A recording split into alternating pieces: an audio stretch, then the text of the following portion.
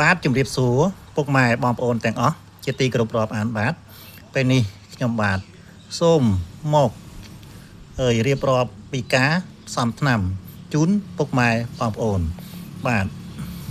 ហើយថ្នាំមួយសុំនេះផងដែរសម្រាប់ព្យាបាលបាទរលាកក្របនោមនិង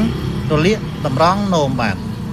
ដែលមានថ្នាំផ្សំ4មុខបាទទី1ដើមឆ្កែស្រែងទី2វល់អង្គុតសទី3វល់ប្រឡៅពពែដែលអ្នកផងហៅថាវល់កឡាំប៉ែចំណែកទី4វល់ញោបាទកម្រិតប្រើបាទស្ងោរផឹក15ក្រាមក្នុងមួយថ្ងៃ ឬទៅ30ក្រាមបាទទៅតាម15ទៅ30ក្រាមក្នុងមួយថ្ងៃសម្រាប់បាទសុខភាពរបស់ពុកម៉ែបងប្អូនបាទហើយតមហិលបាទតមកូនត្រពាំងនិងតមទឹកមានជាតិហ្គាសឧទាហរណ៍ថាដូចជាស្រាបៀរទឹកក្រូចជាដើមបាទ ហើយថ្នាំទាំង4មុខនេះបាទដាក់ភាគស្មើគ្នាណាពុកម៉ែបងប្អូនបាទទី1ដើមឆ្កែស្រែងបាទនេះជាដើមឆ្កែស្រែងបាទចំណែកទី2វល់អង្គុតសបាទនេះជាវល់អង្គុតសបាទចំណែកទី3វល់ប្រឡៅពពែបាទនេះហៅថាវល់ប្រឡៅពពែឬក៏ហៅថាវល់កឡាំប៉ែបាទចំណែកទី4គឺវល់ញោព្រៃណាពុកម៉ែបងប្អូនបាទវល់ញោបាទមិនមែនវល់ញោព្រៃទេសូមអធិស្ឋានបាទវល់ញោបាទនេះជាលក្ខណៈនៃវល់ញោហើយវល់ញោនេះពុកម៉ែបងប្អូនណាពេលដែលយើង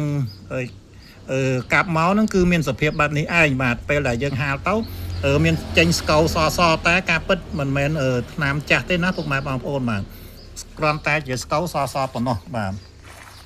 ចឹងទាំង4មុខនេះពុកម៉ែបងប្អូនបាទដាក់ភាគស្មើគ្នាហើយស្ងោរណាស្ងោរពិសា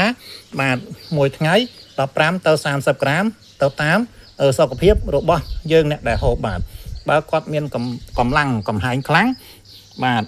គាត់មានសុខភាពល្អយើងអាចដាក់30ក្រាមបាទបើគាត់មានសុខភាពខ្សោយយើងត្រូវបន្ថយមកត្រឹម15ក្រាមក្នុងមួយថ្ងៃបាទហើយថ្នាំនេះផងដែរបាទខ្ញុំ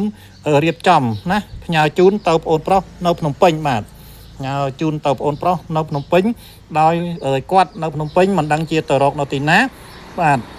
អញ្ចឹងក៏គាត់ពឹងបាទគាត់ពឹងឲ្យខ្ញុំជួយរកឲ្យគាត់ហើយជម្រាបពុកម៉ែបងប្អូនបាទថ្នាំនេះខ្ញុំមិនមែនលក់ទេបាទខ្ញុំមិនមែនលក់ឲ្យគាត់ទេគឺខ្ញុំផ្ញើជូនឲ្យគាត់បាទទុកគ្រាន់ជាការរាប់អានគ្នាបាទ អញ្ចឹងក៏សូមជូនពរណាបងប្អូនប្រុសបងប្អូនស្រីនៅភ្នំពេញបាទយកថ្នាំខ្ញុំទៅទទួលទានទៅហូបបាទសូមឲ្យជាសះស្បើយទាំងរោគាជាធិណាហើយនឹងសូមជូនពរណាក្រុមគ្រួសារបងប្អូនប្រុសបាទ